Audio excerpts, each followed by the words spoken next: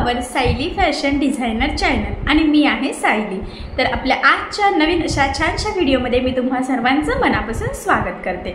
तर बघा मग आज मी तुम्हाला खूप सुंदर अशी ब्लाउजची डिझाइन सांगणार आहे। तर ही जी काही डिझाइन आहे ते याचं सध्या खूप ट्रेंड चालू आहे। माझ्याकडनं खूप साऱ्या कस्टमरने अशी ब्लाउज डिझाइन बनवून घेतलेली आहे। त्याचबरोबर मी तुम्हाला याची कटिंग आणि स्टिचिंग दोन्ही पण अतिशय सावकाश स्टेप बाय स्टेप आणि खूप काही महत्त्वाच्या टिप्स अँड ट्रिक्स सांगणार आहे, जेणेकरून हा व्हिडिओ बघून तुम्हाला सुद्धा अशी छानशी लेटेस्ट ब्लाउज डिझाइन सहज बनवता येईल। सो अशी डिझाइन नक्की ट्राय करून बघा, नक्कीच तुमच्या साडीला आणि ब्लाउजला खूप सुंदर असं लुक येईल। ठीक आहे, चला तर मग आता वेळ न घालवता आपण आपल्या आजच्या छानशा व्हिडिओला सुरुवात करूयात। आणि हा व्हिडिओ तुम्ही स्किप न करता पूर्ण नक्की बघा, जेणेकरून हा व्हिडिओ बघून तुम्हाला सुद्धा अशी लेटेस्ट ब्लाउज डिझाइन बनवणं खूपच सोपं जाईल। ठीक आहे, चला तर मग आता वेळ न घालवता आपण आपल्या आजच्या छानशा व्हिडिओला सुरुवात करूयात। आणि हा व्हिडिओ तुम्ही स्किप न करता पूर्ण नक्की बघा, जेणेकरून व्हिडिओ बघून तुम्हाला अशी छानशी ब्लाउज डिझाइन बनवणं खूपच सोपं जाईल।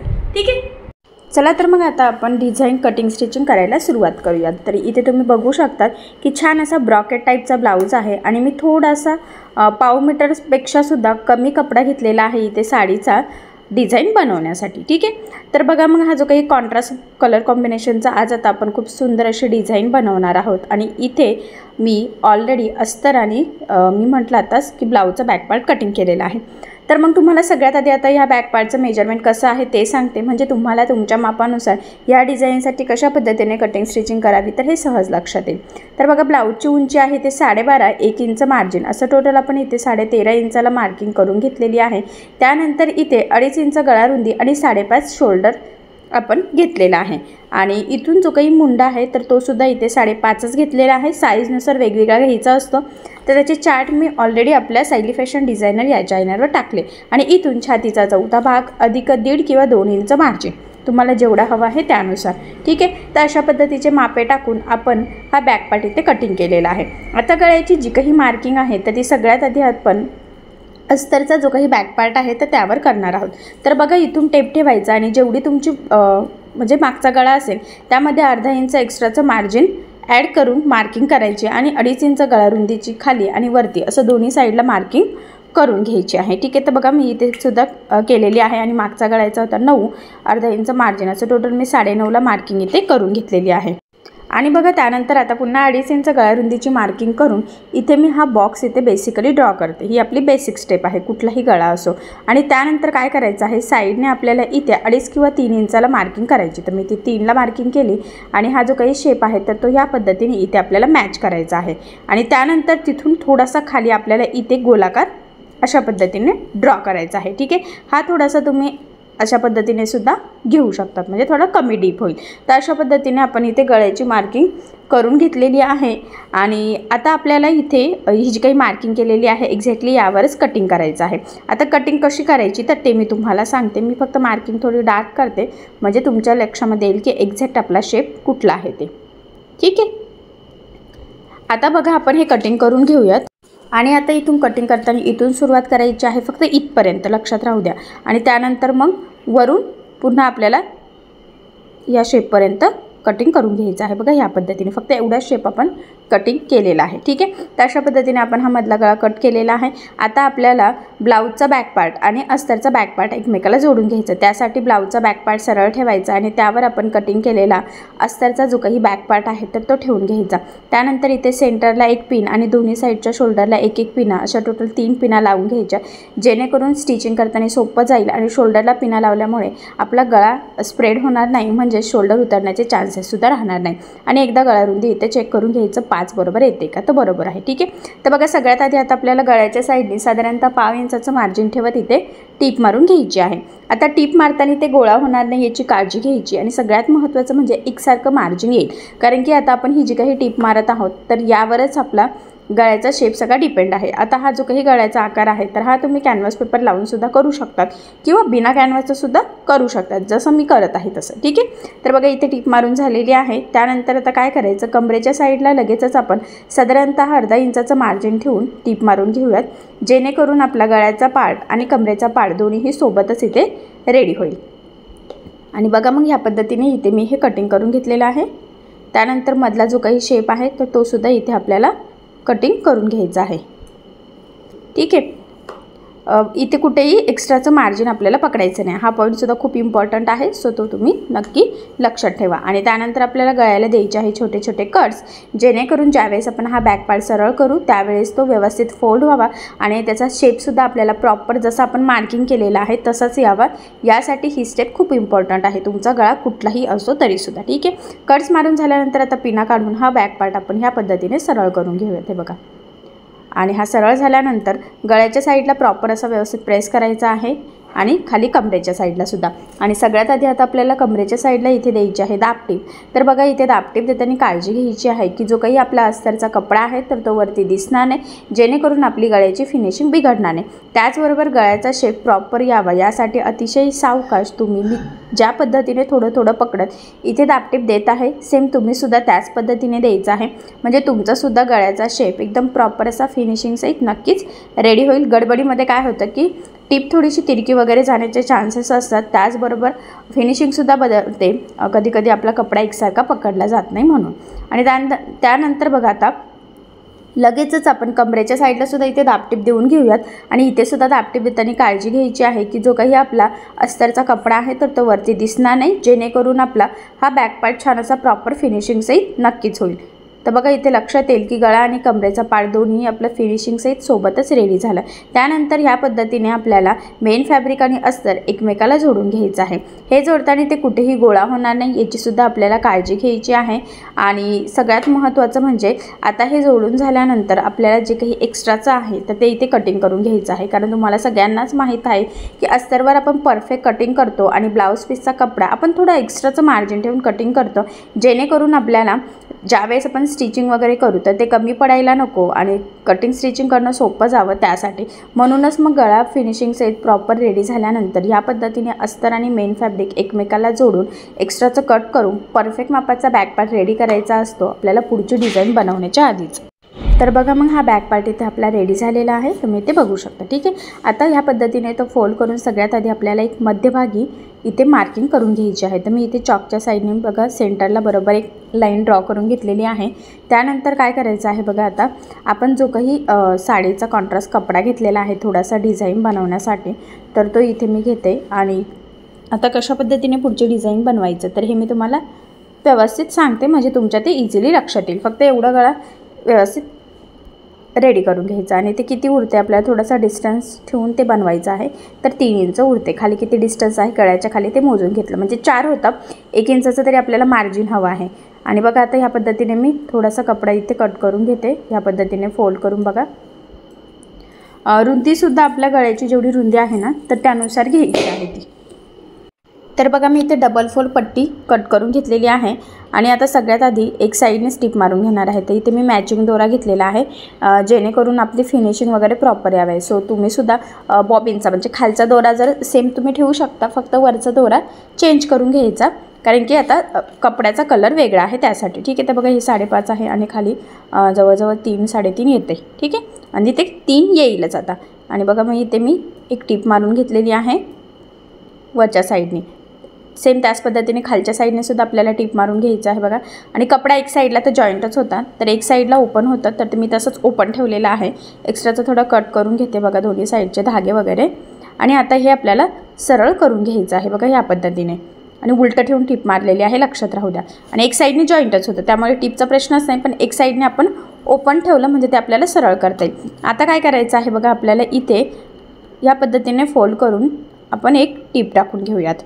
एक साईडने गरज नव्हती, मी म्हटलं दुसऱ्या साईडने फक्त दाबटीप कशी देतो तसं आतमध्ये फोल्ड करून वरच्या साईडने दाबटीप दिली। त्यानंतर इथे सेंटरला मार्किंग करायची आहे आणि बघा, ह्या पद्धतीने छोट्या छोट्या प्लेट्स टाकून तुम्ही सुई धाग्याने पॅक करू शकतात किंवा मशीनवर सुद्धा टिप टाकू शकतात। तर मी डायरेक्ट मशीनवर 2-3 टिपा टाकून ते व्यवस्थित लॉक करून घेतलेलं आहे। तर बघा, मग इथे हा बो रेडी झालेला आहे एकदम परफेक्ट असा। ठीक आहे, आता हा आपल्याला बॅक पार्टला लावून घ्यायचा आहे। तर बरोबर सेंटरला मार्किंग केलेली आहे, तर बोचा सेंटर आणि हा सेंटर आपल्याला मॅच करायचा आहे बघा। खालनं सुरुवात करायची आहे, वरती आपल्याला थोडासा डिस्टन्ससुद्धा सोडून द्यायचा आहे। तर बघा, ह्या पद्धतीने ठेवल्यानंतर साईडचा पार्ट आपल्याला थोडासा व्यवस्थित सरळच पकडायचा आहे ॲक्च्युली डिझाईन बनवण्यासाठी। आणि इकडनं आता आपण टिप मारून ते जोडून घेऊयात। स्टार्टिंगला एंडिंगला व्यवस्थित लॉक करायचं, सेम त्याच पद्धतीने बघा इकडनं सुद्धा मी ते व्यवस्थित सरळ पकडलेलं आहे बघा, मी म्हटलं आत्ताच। आणि त्यानंतर इथे इझिली सिंपल अशी टिप मारून घ्यायची आहे, जेवढं शक्य आहे तेवढं कडेने मारायची आहे, स्टार्टिंग एंडिंगला व्यवस्थित लॉकसुद्धा करून घ्यायचं आहे. ठीक आहे. आता यानंतर काय करायचं आहे बघा, मी एक लेस घेते, पण मला बऱ्याचदा मी सांगितलेलं आहे की आपल्याला लेसला शक्यतो मॅचिंग दोरा यूज करायचा असतो. सो त्यामुळे मी इथे गोल्डन दोरा ओवून घेतलेला आहे आणि आता गोल्डन कलरची लेस इथे मी यूज करणार आहे. तुम्ही तुमच्या आवडीनुसार कुठलीही लेस करू शकतात, पण गोल्डन शक्यतो कशावरसुद्धा इझिली मॅच होते, त्यामुळे मग ही लेस ओके आहे. आता लेस लावण्याच्या आधी मी इथे बॅक साईडला टक्स टाकून घेते. बघा सेंटरपासून 4.5 आणि उभं 4च्या टक्सची इथे दोन्ही साईडने मार्किंग केलेली आहे आणि ह्या पद्धतीने फोल्ड करून तिरका टक्स आपल्याला टाकायचा आहे. स्टार्टिंगला एंडिंगला नेहमी लॉक करायचं आहे आणि टक्सला डबल टिपसुद्धा द्यायची आहे. हे दोन्ही पॉईंट तुम्ही व्यवस्थित लक्षात ठेवायचे आहे. ठीक आहे. सेम त्याच पद्धतीने दुसऱ्या साईडचा टक्ससुद्धा आता आपण इथे टाकून घेऊयात. हे बघा, म्हणजे कसं ना, लेस लावताना सुद्धा आपल्याला थोडासा अंदाज येतो की कशा पद्धतीने आपल्याला इथे लेस लावायची आहे, कारण की आता आपल्याला खालच्या साईडने सुद्धा लावायचे आहे, त्यामुळे मग आपण इथे आधीच टक्स टाकून घेतले. तर बघा दोन्ही साईडने प्रॉपर फिनिशिंग आहेत, आपण इथे टक्स टाकलेले आहेत, तुम्ही इथे बघू शकतात. आणि आता एक गोल्डन लेस आपल्याला लावून घ्यायची आहे. तर सगळ्यात आधी खालचा म्हणजे गळ्याचा जो काही खालचा गोलाकार शेप आहे, तर इथे आपल्याला लेस लावून घ्यायची आहे. तर बघा इथून आता मी सुरुवात करते आणि इकडनं एक मार्किंग केली ॲक्च्युली डिझाईनसाठीची. तीच मार्किंग दुसऱ्या साईडला या पद्धतीने फोल्ड करून प्रेस करून घेते आणि मग ती मार्किंग डार्क करते. ठीक आहे. तुम्ही सुद्धा याच पद्धतीने करायचं, म्हणजे दोन्ही साईडचा शेप व्यवस्थित प्रॉपर येतो आणि डिस्टन्ससुद्धा सेम राहतो.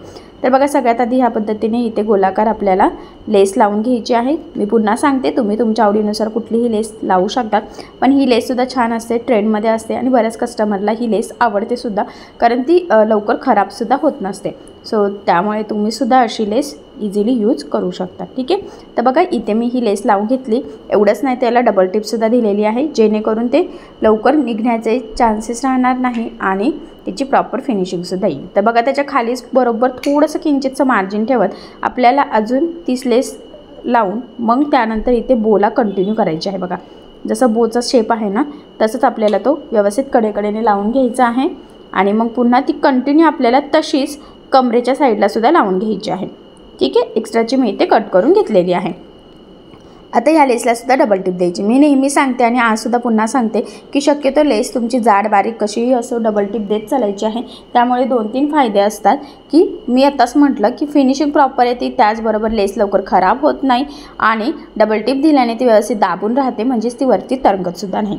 आता बघा सेम त्याच पद्धतीने त्याच शेपमध्ये आपल्याला दुसऱ्या साईडने सुद्धा लेस लावून घ्यायची आहे. तर मी खालच्या साईडने लावायला सुरुवात केलेली आहे आणि ती पुन्हा बरोबर वरती आपल्याला बोला मॅच करत जसं इकडच्या साईडने लावलेली आहे, सेम त्याच पद्धतीने दुसऱ्या साईडला सुद्धा लावून घ्यायची आहे. बघा मी व्यवस्थित काळजीपूर्वकच लावते, कारण डिस्टन्स सेम राहणं खूप गरजेचं आहे, तरच ब्लाऊजला व्यवस्थित फिनिशिंग येईल. आणि आता बघा मी इथे डबल टिपसुद्धा देऊन घेत आहे. ठीक आहे. प्रॉपर असं. तर बघा एकदम प्रॉपर असं फिनिशिंग सहित आपण इथे आता ही दोन्ही साईडनी लेस लावून घेतलेली आहे. त्यानंतर काय करायचं, आता बघा गळ्याच्या साईडने आपल्याला जे काही आपण खाली मार्किंग केले तिथपर्यंत तशा शेपमध्ये लेस लावायची. इथे तुम्ही दुसरीसुद्धा लेस यूज करू शकता, बट मी हीच लेस यूज करणार आहे. तरीसुद्धा छान असं लूक येतं, काही प्रॉब्लेम नाही. ठीक आहे. तर बघा मग व्यवस्थित काळजीपूर्वक आणि हे दोन्ही लेस बरोबर त्या लेसमध्ये दाबले जातील याची काळजी घेत आपल्याला ही लेस बरोबर आपण जिथे मार्किंग केलेली आहे तिथपर्यंत लावून घ्यायची आहे. एक्स्ट्राची मी इथे कट करून घेतलेली आहे बघा. आणि आता इथे सुद्धा डबल टिप देऊन घेत आहे व्यवस्थित काळजीपूर्वक. ठीक आहे.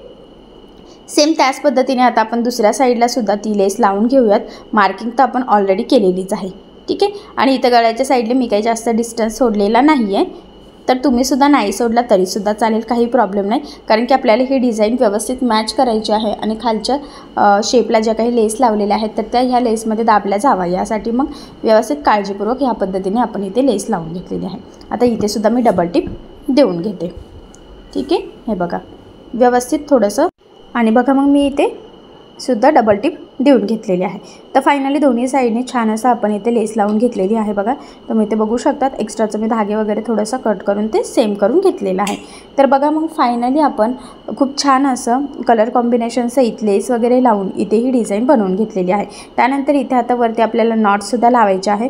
तर आपल्याला एका डिझाईनसाठी म्हणजे एका ब्लाऊजसाठी 1 मीटर नॉट सफिशियंट असतं. तर ते सेम मी कट करून घेतलं आणि साधारणतः 2.5 ते 3 इंच खाली एवढं मार्जिन ठेवून आपण ते नॉट लावून घेतले. नॉट लावताना व्यवस्थित लॉक करायचं आणि एका साईडने लावून झालं की तीच मार्किंग दुसऱ्या साईडने करायची, म्हणजे दोन्ही साईडचे व्यवस्थित एकाच लेवलमध्ये नॉट लागले जातात आणि आपल्याला फिटिंगला वगैरे प्रॉपर बसतो. ठीक आहे.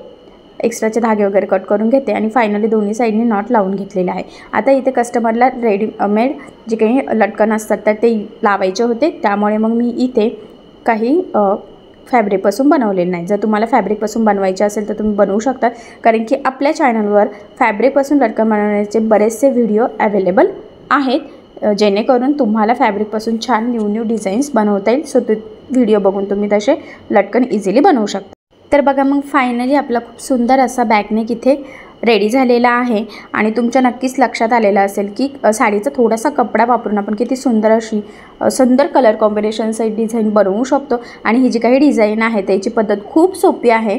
मला तरी असं वाटतं की एखादा तुम्ही जरी बाय चान्स कधी नवीन शिकत असाल तरीसुद्धा तुम्हाला हा व्हिडिओ बघून अशी छानशी लेटेस्ट ट्रेंडिंग ब्लाऊजला खूप सुंदर अशी लूक येणारी ब्लाऊज डिझाईन सहज बनवता येईल. आणि सगळ्यात महत्त्वाचं म्हणजे याचं लूक खूप सुंदर येतं आणि बनवण्याची पद्धत खूपच सोपी आहे आणि खूपच कमीत कमी टाईममध्ये सुद्धा ही डिझाईन रेडी होते.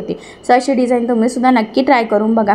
नक्कीच तुमच्या साडीला आणि ब्लाऊजला खूपच सुंदर असं लूक येईल. सो नक्की ट्राय करा आणि जर काही प्रॉब्लेम येत असेल तर मला कमेंट करून नक्की विचारा. मी तुमच्या प्रश्नाचे उत्तर देण्याचा नक्कीच प्रयत्न करेन. ठीक आहे. तसंही मी तुम्हाला या डिझाईनची कटिंग आणि स्टिचिंग दोन्ही पण अतिशय सावकाश स्टेप बाय स्टेप आणि सगळ्यात महत्त्वाचं म्हणजे खूप काही महत्त्वाच्या टिप्स अँड ट्रिक्स सहित सांगितलेलं आहे, जेणेकरून तुम्हाला फक्त डिझाईन बनवणंच नाही तर ती प्रॉपर फिनिशिंग सहित कशी बनवावी तर हे सुद्धा सहजच लक्षात यावं यासाठी.